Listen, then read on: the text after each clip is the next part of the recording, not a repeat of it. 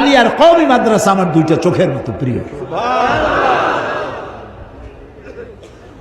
আমি যখন যেখানে যাই, এই যে চট্টগ্রামের সব থেকে বড় মাদ্রাসা পটিয়া মাদ্রাসা, হাটহাজারী মাদ্রাসা, আমি সব মাদ্রাসা সফর করি, আলেমদের সঙ্গে দেখা করি। মৌলানা শামসুল হক সাহেব ফরিদপুরি রহমতুল্লাহ সদস্য হুজুর যাকে বলা হয়, আমি তার উজু করাইছি, তার পাও ধোয়াই দিয়েছি। আমি খতিবে আজম মৌলানা সিদ্দিক আহমদ সাহেবকে খেদমত করেছি। আমি মক্কা শরীফে জ্বর হয়েছে, আমি তার পাশে বসে পাও চেপেছি তার। কিন্তু আমি ছোট হয়ে যাইনি।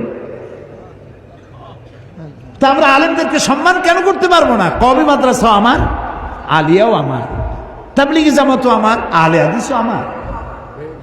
আমরা সবাই এক হতে পারি না কেন? আমরা যদি এক হই তাহলে শত্রুরা আমাদেরকে ছোট চোখে আর দেখতে পারবে না।